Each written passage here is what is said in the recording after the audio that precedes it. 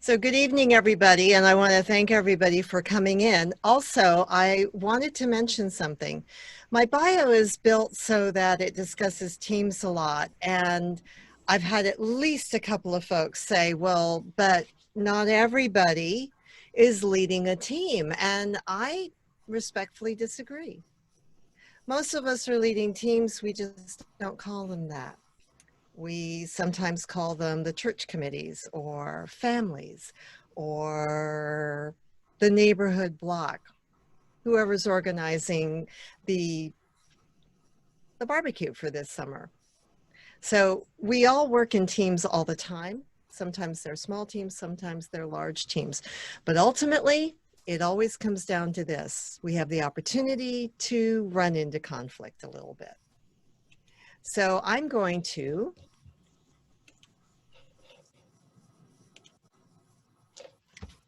go ahead and share my screen here. Big believer in whether or not conflict has to be combat. And perhaps one of the best ways to actually see that is to look at the way that people view conflict. Even the most civil of conflict discussions is going to end up sometimes having somebody say, okay, we just need to take a time out. We just need to stop for a second. What we're suggesting is that that's fine. Getting into verbal or emotional fisticuffs and bullying, that's not fine. Okay? So let me ask you this. Please put your answers in the chat. How many of you consider yourself to be conflict averse?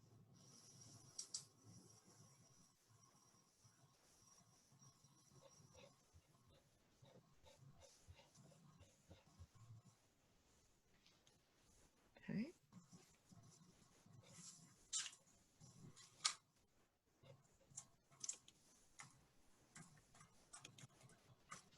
Okay.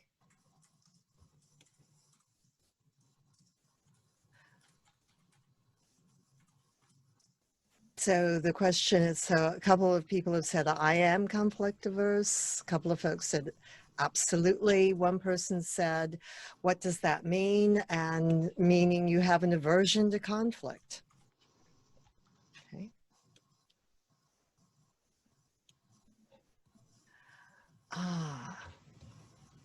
Let me give you a definition of conflict. This might change the way you look at it. Conflict is essentially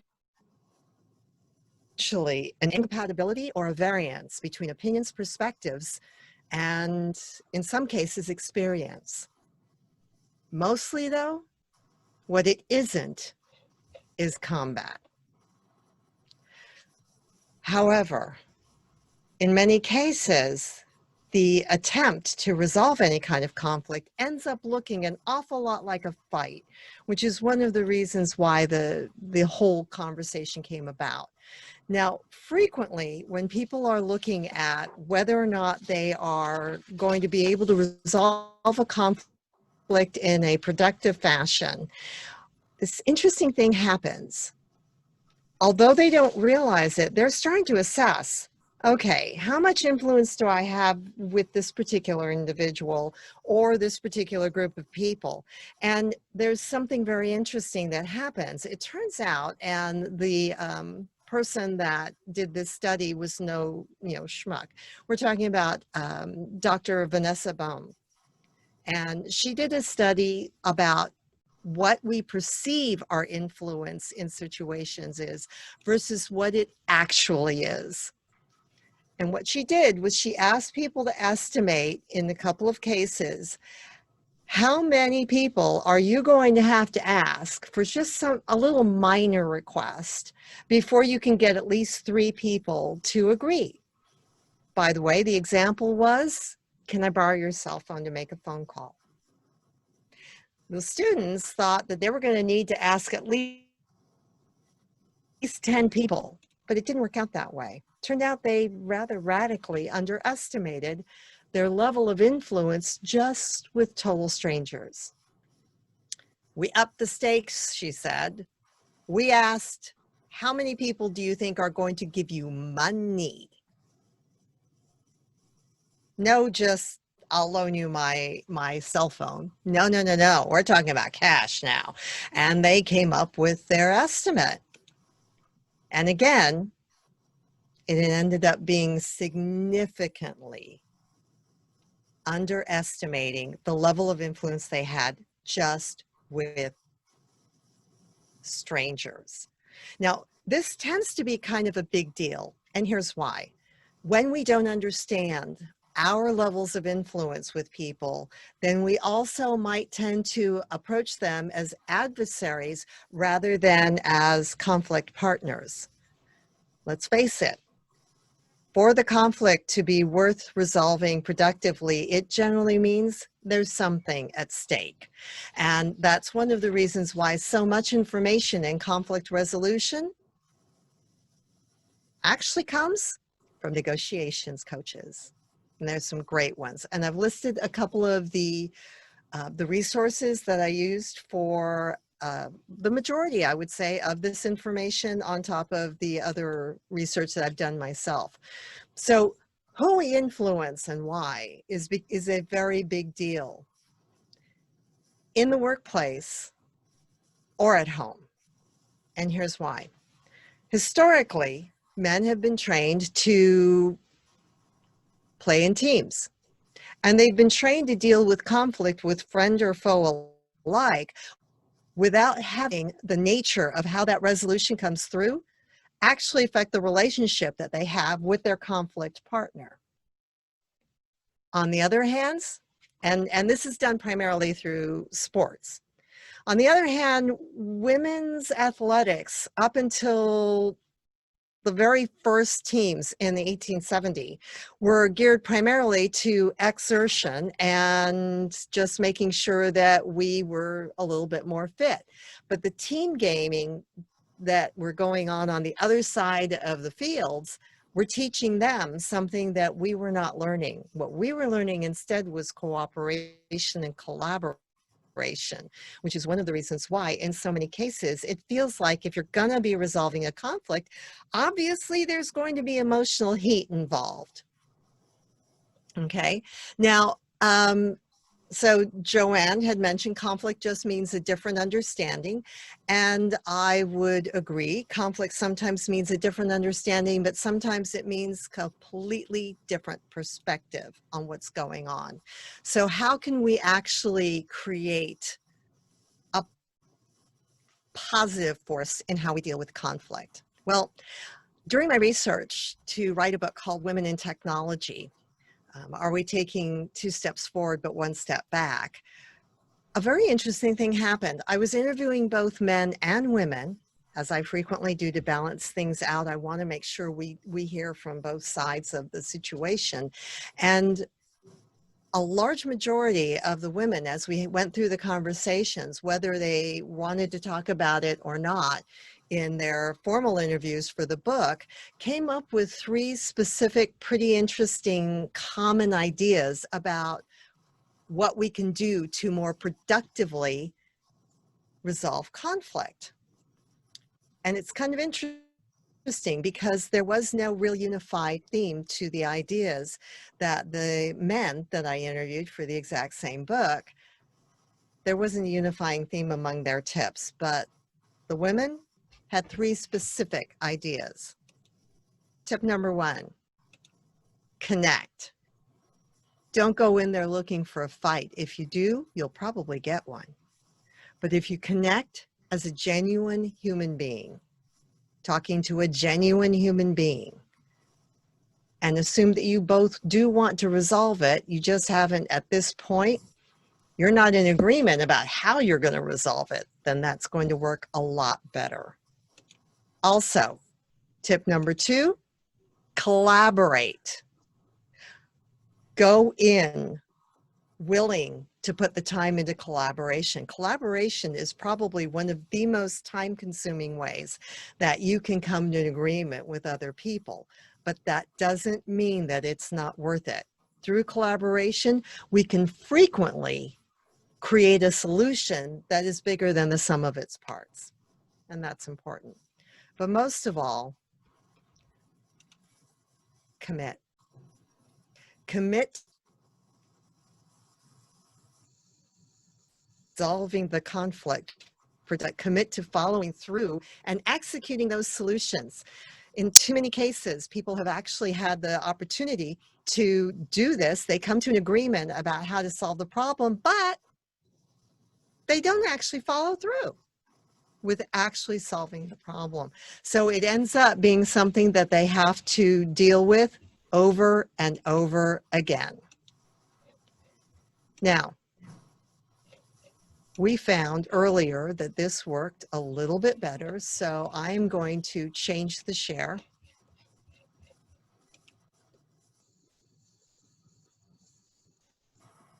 Some of the things that stop us from being able to productively solve conflicts are biases, logical fallacies, and inflexibility, personal inflexibility. Sometimes it's really obvious. Of Bill, or do I really want her? And again, she's not likable. She's not, forget about trust. She's not likable. What do you mean likable? You have to like her? Yes, you do. Yeah. Yes, you do. As president? You're not going to hang out with her, Dale. Likability. Well, like he said. Likability factor is key. Is it now? One of the issues about the whole likability deal has got to do in many ways with how we view and how we accept our biases. Now, do I really want, whoop, my apology. So some biases are very obvious, like the gentleman who was stuck on likability.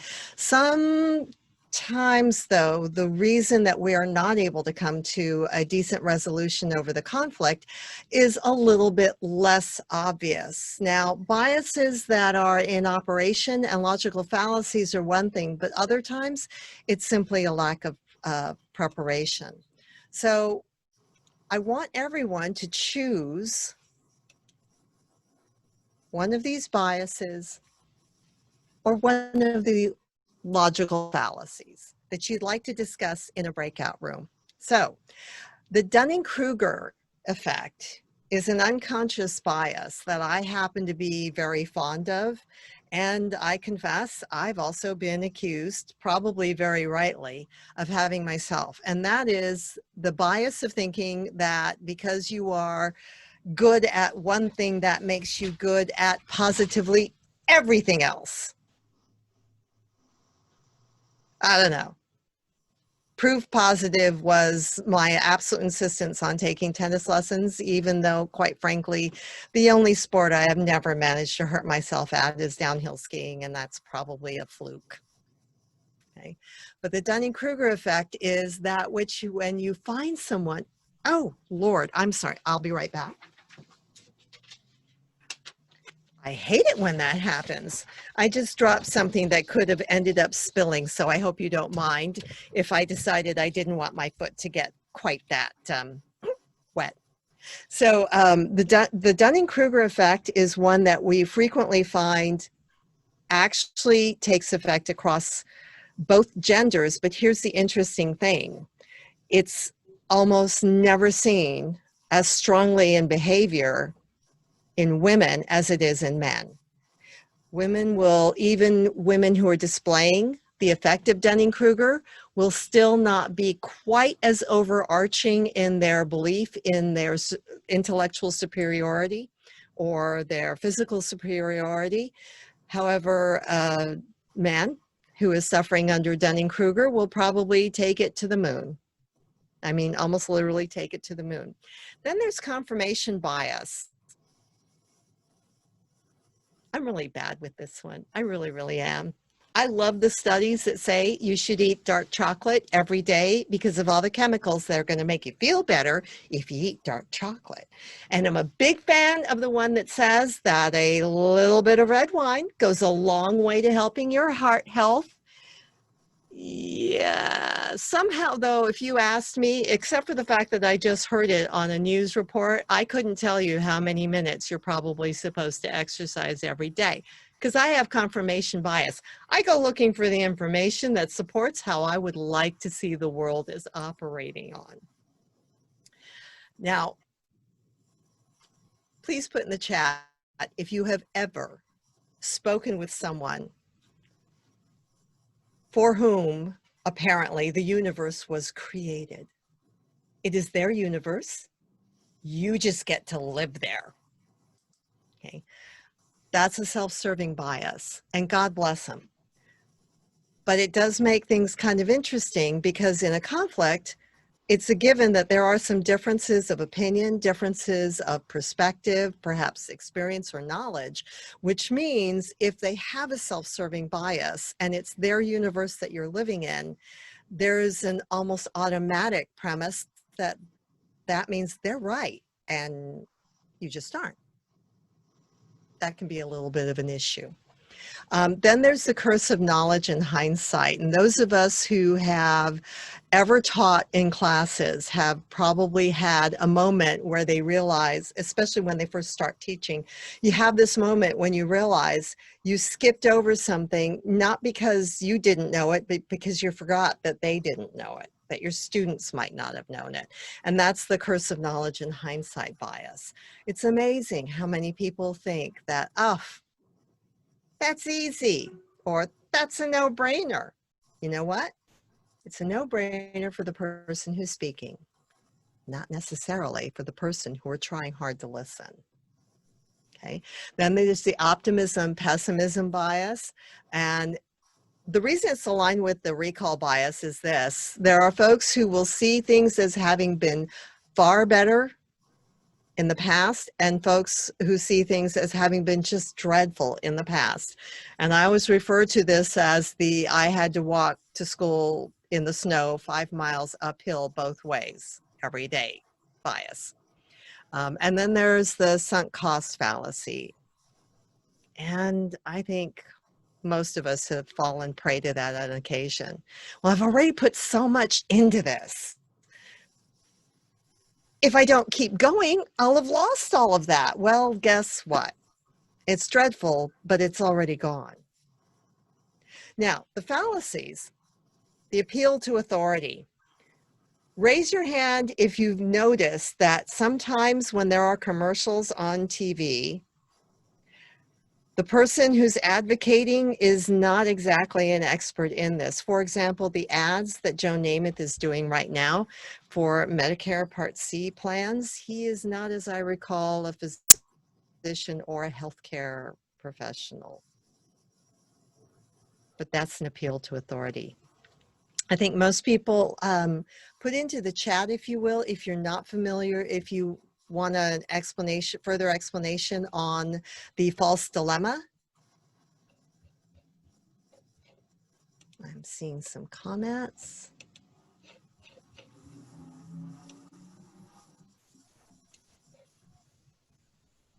Recovering litigator.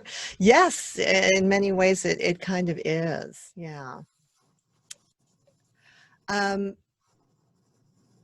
By the way, I should probably mention this.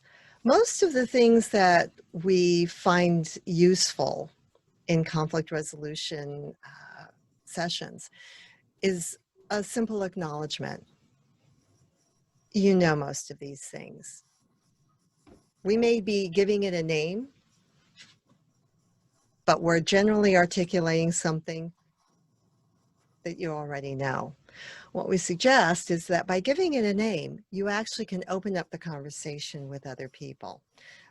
For example, my personal favorite is the Texas sharpshooter. Now I've got the chat open so that I can see, but does anybody here, can you please put in the chat if you've ever heard of the Texas sharpshooter logical bias, logical fallacy?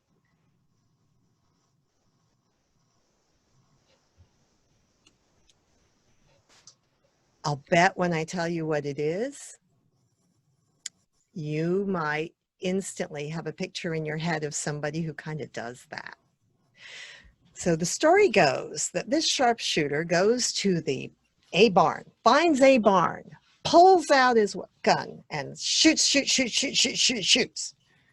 empties it, then walks up to the barn, and wherever he's got the tightest grouping of shots is where he draws the target. We do know some people who move the target to where they can win it. But it actually has a name, go figure, the sharpshooter. And then the middle ground. Now, there is nothing wrong with always being open to whether or not you can craft a position that is part position A and part position B. There's nothing wrong with that.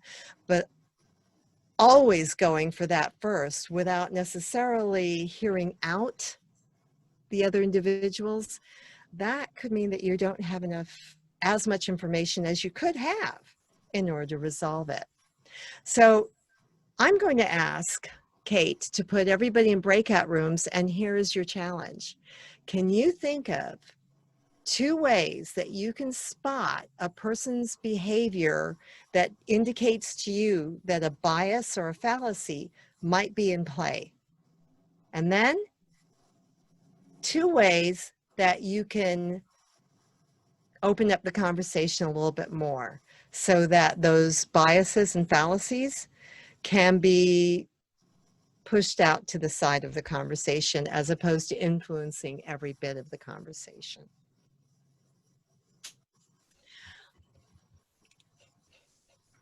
So, Kate, how many folks do we have online here? I'm seeing about 40. 43. 43. Ooh, awesome. Oh, that's right. Sorry. It's the home alone syndrome. I forgot to count me. So, That's a bias. it is. I call it the home alone bias. When Kate puts you into your breakout rooms, you'll be speaking specifically with just a few folks instead of all 40. And think about a bias or a logical lapse, if you will, that you would like to be able to spot a little bit faster. How many people per room would you like, Kimi? Let's see. I think more than 4 or 5, and people won't have enough time to actually have a decent conversation to have everybody be able to participate. What do you think? How many minutes?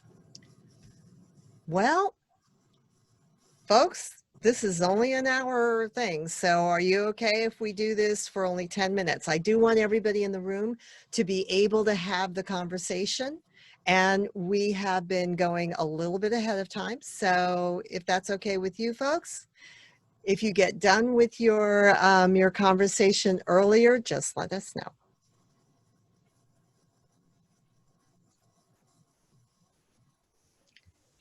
You folks ready to go?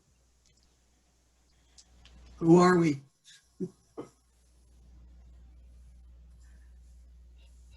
So Kate will be activating the breakout rooms and putting folks into them. And the application, by the way, automatically starts shooting you into your breakout rooms.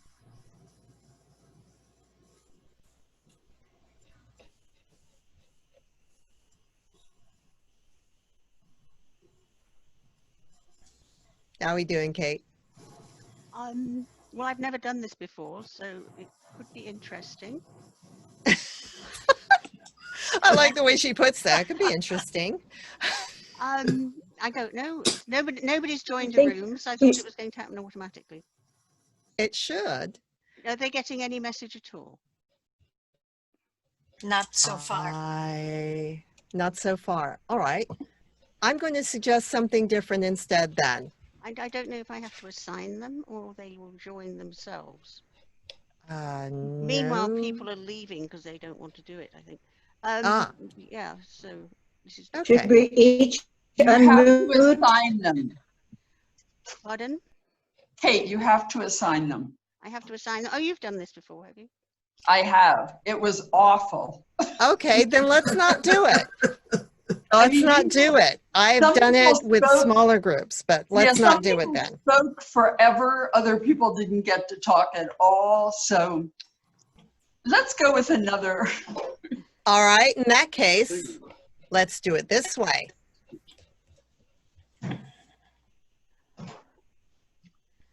Okay, I will close the rooms then. Because Thank you. I can't actually, I think I have to assign people individually. That could take a time, couldn't it? Yeah, no worries. Let's just not do that. Let's do this instead. Somebody please type into the chat box one of the biases or fallacies, and we'll do this as a room. So which one would you like to talk about? Which one would you like to look for first? Remember, the first thing we're going to do is start looking for behaviors, or in some cases, conversational hints that somebody is operating from one of those biases. Self-serving. Oh, okay. So we've got 3 of them up there. Excellent. Let's start with appeal to authority. How can you tell when somebody is actually operating from the point where they think that you should listen to them on a subject on which, frankly, they're not an authority? I mean, they might be very good at something else, but that, not so much. Well, I start quoting people that they think they're going to take you over with copious knowledge of the field. Okay, so they start quoting people, but they're not actually, can I enlarge upon that, Eileen? Is that okay with you? Sure, go right ahead. They're quoting people, but they're never actually taking responsibility for having gotten any research or education themselves. They're just trying to make sure you get impressed with how they've done that. Precisely. Awesome. Some I love that their body parts are different than ours. I went to Harvard. Yes, I've had lunch on that campus a million times. Sorry. So now, I think this is like some people cannot talk and work with others who do not think in. Okay, I wasn't sure if that was one of the appeal to authority issues. Give me Kim, one this other is behavior. Joanne. My thought is that if you understand Myers-Briggs, different people think in different ways. They can observe the same event and have different conclusions. I'm not sure how that answers the question of how can you tell when somebody is operating under a fallacy of appeal to authority, but I appreciate your thought process. What's one more way that you can tell that somebody is operating under the fallacy, the logical fallacy of appeal to authority? They want to convince you that they know something that frankly is a little bit outside of their expertise level. Well, I think a lot of the time they say, I read this in New York Times or the whatever. That's kind of rife through social media, if I may be blunt. Mm-hmm. Doesn't that make you crazy? Yep. Okay. Self-serving. How can you tell when somebody is particularly self-serving? They say I a lot. Oh, I hadn't thought about that one in a very long time. Thank you. They do. Did you know that that is one of the ways that when we do speech coaching, we frequently say, all right, if you are really concentrating on your audience and what they need from you, what you can do for them, a great way to figure that out is to record your presentation and count the number of times that you use the personal pronoun versus not. Good catch. What's another way that you can tell that somebody's operating from a self-serving bias? Their body language when someone else is speaking. Oh, could you elaborate on that, Eileen? Well, for example, an inattention obvious in them, a sense of intolerance that this person is speaking too much, or a non-acceptance of what the person is saying, rolling eyes, the head around a few times, and just obviously being inattentive because this is useless talk. Or I can't remember where this came from, but that they get that look on their face that you get the feeling they're doing this in their head. Right, exactly. Or this. Ooh. If they're in the right position. Yes. Elaine. She didn't know the truth. So if their goal of their actions is not compatible with goals of an organization, when you're working with a volunteer team, sometimes a meeting is taken over by someone who wants to, lead the stage, and maybe take over a project for their own personal gratification rather than the benefit of the organization. That is, we used to call it title-itis when I was serving. They just want a really good looking title on their resume, but they're not planning on actually doing any of the work. Another example is perhaps college students who volunteer for a project for the purpose of their resume, but they're not really into the project. Yes, that can be huge. That can be huge. So we can see these things. We know how to recognize them. My personal Marty, lovely. Correlation versus causation. Just because things happen together doesn't mean one causes the other. However, tell that to the quarterback who doesn't change his socks from the time that he wins a playoff to the time that he does or does not win the Super Bowl. Now, I will admit, I do have a favorite necklace that I wear when I do video calls or video classes. And here's why. Because it is one of my favorite necklaces, and it's the only one that doesn't go wonky for some reason or other. It doesn't catch the camera and play havoc with all of the lighting. So I do that because, I'm sorry, but Kimi not wearing jewelry is not really Kimi. So, but I'm not superstitious about it. I don't think that's what makes a particular webinar go better than another one, that kind of thing. But yeah, correlation versus causation. How can you tell somebody is working under that? Well, besides the sock thing.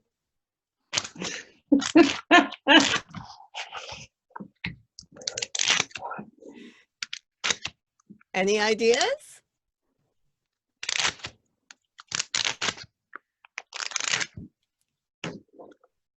Okay, we'll go to false dilemma. False dilemma, Darlene, good on ya. What were you thinking when you picked false dilemma? Because I almost never have somebody do that, so I'm delighted. But I'm just curious. What was it that drew you to that particular thought?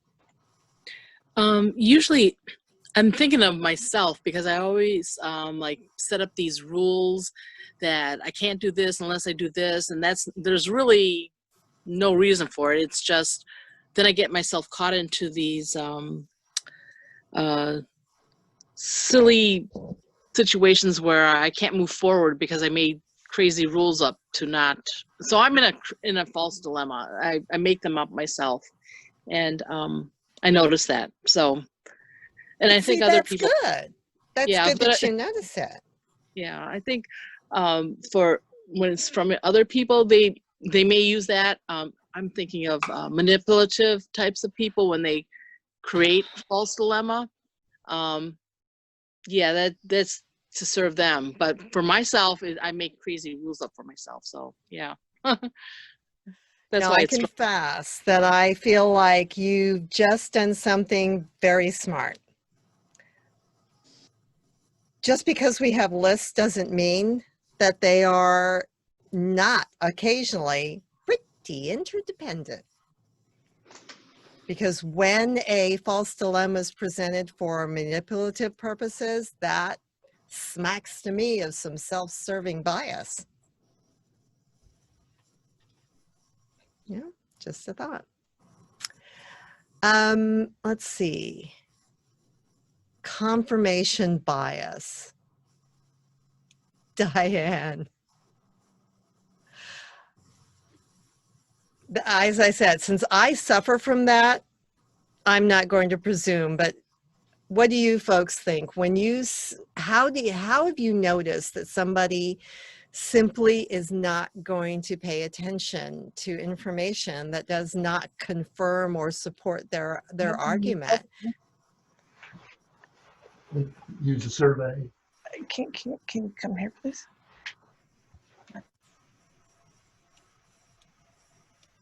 I feel that the whole internet is confirmation bias, that you, and on Facebook or any of those, is you are going after only, and they feed into your main homepage only things that the algorithm matches to what you believe. So you just keep reading and hearing about things that are confirming you're already a bias that you have, which makes it very difficult to discuss anything with people. It does, because I would hug you, but you know, we can't. But it is. It's a huge enabler of the confirmation bias. And it's also a huge enabler, to a certain extent, of hasty generalizations, because when all you're hearing is information that supports you, then you start to come to a conclusion that everybody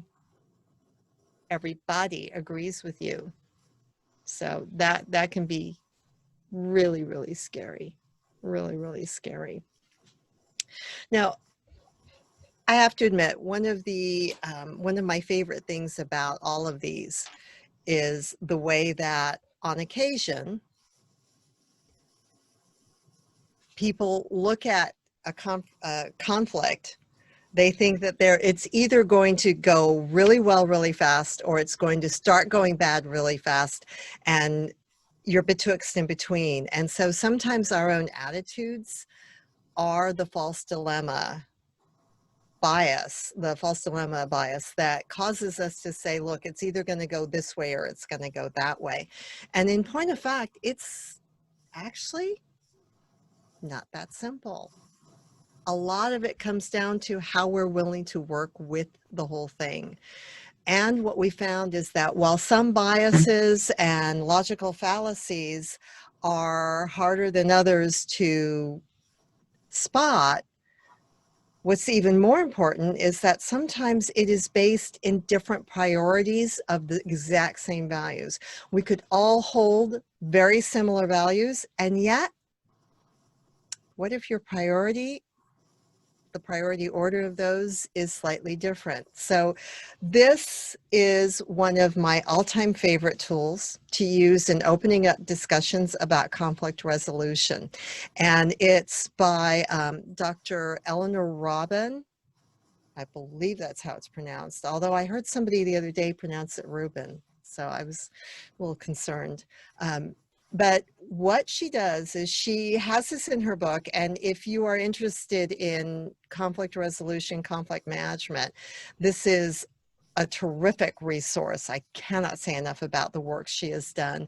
But she suggests that sometimes what you want to do is just go through and figure out, We may all value the same things, but we may all have different prioritizations of those values. And to give you some idea, I did this with a team of 14, and it turns out that we had a spread of 20 different values across those 14 individuals. It was kind of interesting though. At one far end, there was one value that was the exact, just one person had it on the list of their top 5. In my rooms, you are never forced to self-disclose. I believe, as a Myers-Briggs type indicator administrator, I've been kind of inculcated with that whole privacy thing. But that person was kind of brave, and, you know, similar to Sally speaking up, she just raised her hand and said, that's mine. And you know what? That's not even in my top 3. That was number 5, because you said we had to pick 5.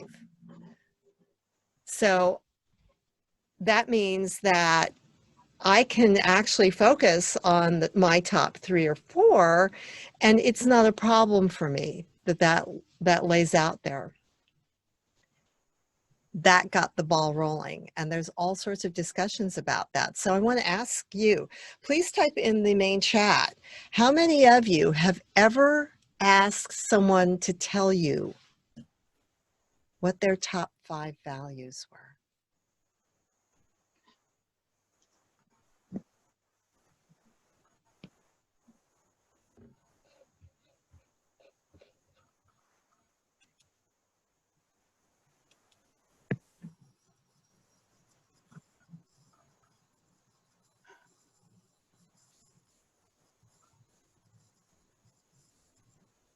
I have, but it's part of my job.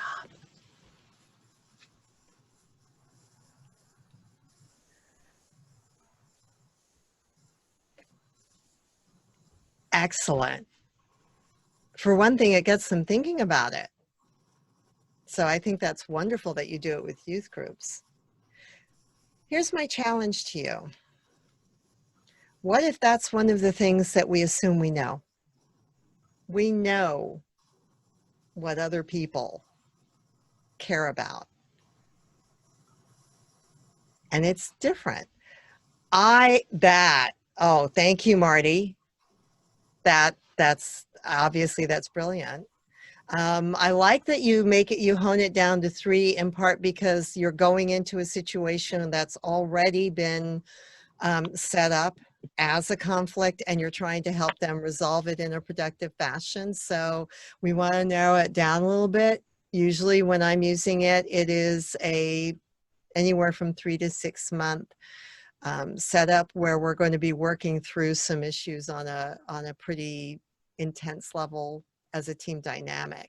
So I want to start a little bit broader to give them a little bit room to get their comfort level established. But, you know, if I need to be more crisp about it, 3 is a darn good number. Okay. Part of conflict resolution being productive has to do with, in part, some of the dynamics and the culture in which you operate. A wonderful, wonderful writer, Rabbi Edwin Friedman, wrote a book called A Failure of Nerve, A Crisis in Leadership.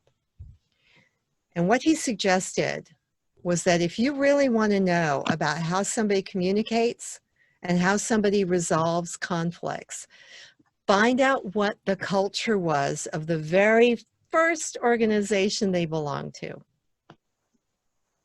Their family. Who did they grow up with? What were the rules and the norms in that family? Of course, it might be hard to tell right now, but I was actually raised in a family where children were better seen, not heard, unless, of course, they were asked a direct question.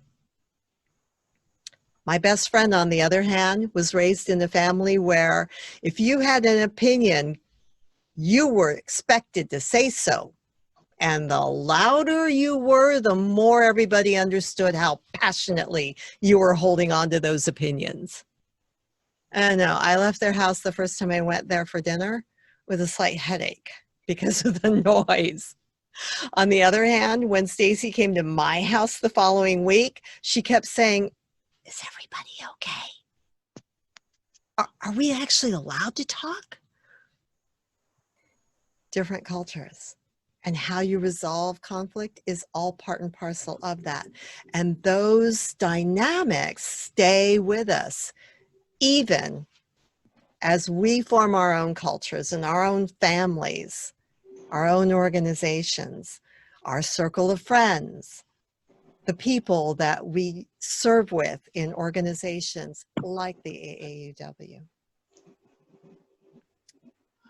They all have to do with pretty much the same elements. Understand each other clearly by taking the time to exercise clear definition. When I say sandwich, am I talking about a history lesson? Am I talking about a meal? Am I talking about a snack in my house? Huh? A village. A village. That's a good point. I had forgotten about that. I still can't find my way around Illinois very well. Thank God for GPSs. It could be a quilt to pattern. Yes. So clear definition isn't just a catchphrase. Clear definition includes context. And yes, a whole generation. Honestly, I don't often feel like the meat in the sandwich generation. Sometimes I feel like the lettuce, it gets squeezed and sometimes it flies out of my sandwiches. Collaborative spirit. When we have collaborative spirit, we are extending our hand out. We're not saying, I'm going to wait to see when you come find me to help resolve this problem. It's your saying, wow, we can work this out together. Help me understand your position a little bit better. That's collaborative spirit. I'm going to wait until you come to me. Not so much. And then be clear about the level of quality of the commitment in any kind of agreement that you make, and take ownership of your part and help the other people see the value of taking complete ownership of their part of executing the solution. Now, interdependency is something that I think we're learning a whole lot more about these days. The level of interdependency we have in organizations is now being shown in our society at large. I think we're learning a lot about interdependency. My great hope is that we keep those lessons, that we remember them even as we move forward into physically and socially healthier times. But all in all, part of conflict resolution has to do with risk management. Sometimes the relationship you have with your conflict partner suggests it might not be a bad idea for you to back off. And other times, the relationship with your conflict partner is of less value than the outcome. Okay, you might want to push just a little bit harder, because we invest a world of time in other people and our relationships and the way that we interact with them. We don't want to waste it on unproductive conflict resolution approaches like attacking people, not taking a breath ourselves, reaching for understanding, and then giving them the room to take a breath and come for understanding. There's a saying in a couple of the companies that I work with that you're either going to take the time to prepare to put yourself in a solid mindset of productive communications, or you're going to end up having to budget for the time to fix it. It's your choice. But time is one thing we can't get back.